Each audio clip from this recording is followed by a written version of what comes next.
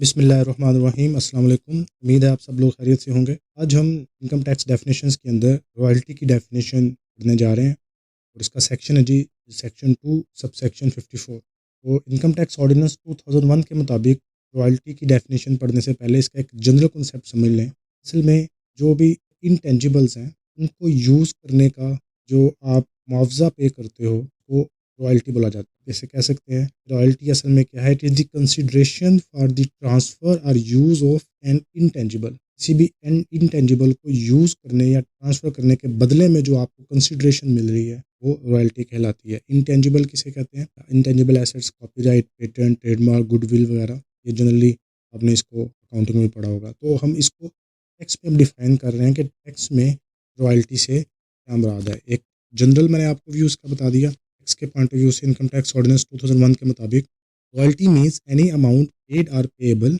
Weather periodical और lump sum as consideration for. Royalty क्या है कि आपने कोई अमाउंट पे की या पे करनी है, और वो चाहे अमाउंट आप इंस्टॉलमेंट्स में पे कर रहे हो, चाहे आप अमाउंट लमसम पे कर रहे हो, इस चीज़ के बदले में किसी भी इंटेंजिबल को यूज़ करने के बदले में। अब वो क्या कुछ हो सकता है उसमें देखिएगा। फर्स्ट पॉइंट ए पॉइंट है use of or right to use any patent, invention, design or model, secret formula or process, trademark or any other like property or right। कुछ एग्जांपल्स आपकी आसानी के लिए उसने यहाँ पे मेंशन कर दी।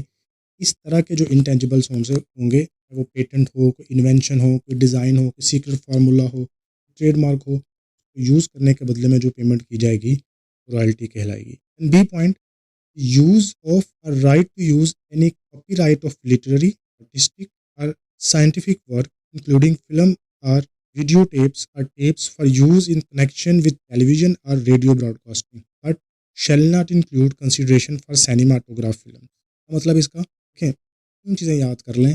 अगर आप कोई लिटरेचर से रिलेटेड काम करते हो, कोई आर्ट से रिलेटेड काम करते हो, या कोई साइंस से रिलेटेड काम करते हो, उसकी आप डॉक्यूमेंट्री बना लेते हो। लिटरेचर में, साइंस में या आर्ट्स में आपने कोई डॉक्यूमेंट्री बनाई, उस डॉक्यूमेंट्री को आपने वीडियो या ऑडियो की फॉर्म में बनाया। वीडियो की फॉर्म में बनाया तो ऑब्वियसली आप उसे किसी टीवी चैनल पे ब्रॉडकास्ट कर सकते हैं, और अगर ऑडियो की फॉर्म में तो आप किसी रेडियो चैनल पे ब्रॉडकास्ट कर सकते हैं। इसके बदले में आपको जो मुआवजा मिलेगा वो रॉयल्टी कहलाएगा। और इसमें सिनेमाटोग्राफ फिल्म्स यानी कि जो सिनेमा की मूवीज़ हैं वो इसमें शामिल नहीं हैं, कि हम यहाँ पे वो इंटरटेनमेंट पर्पज़ है और हम यहाँ पे बात करें लिटरेचर, आर्ट्स और साइंस की। Then C point, the receipt of a right to receive any visual images or sounds are both transmitted by satellite, fiber or similar technology in connection with television or radio or internet broadcasting। मतलब कि जब हम TV, radio या internet use कर रहे होते हैं, हम साउंड रिसीव कर रहे हैं और हम इमेजेस रिसीव कर रहे हैं। कि आँख से हम इमेजेस देख रहे हैं पिक्चर की फॉर्म में, वीडियोस की फॉर्म में, कान से हम साउंड सुन रहे हैं। तो ये इमेजेस या पिक्चर किसी मीडियम के थ्रू हम तक आ रही हैं। मीडियम सेटेलाइट हो सकता है, वो केबल हो सकता है, वो फाइबर ऑप्टिक हो सकती है। वो जिस मीडियम के थ्रू हम तक ये सिग्नल्स आ रहे हैं और हम इमेजेस और साउंड्स को रिसीव कर रहे हैं, मीडियम को यूज़ करने का जो हम रेंट देंगे, मुआवजा देंगे, वो रॉयल्टी कहलाएगा। And D point supply of any technical, commercial और साइंटिफिक नॉलेज, एक्सपीरियंस और स्किल।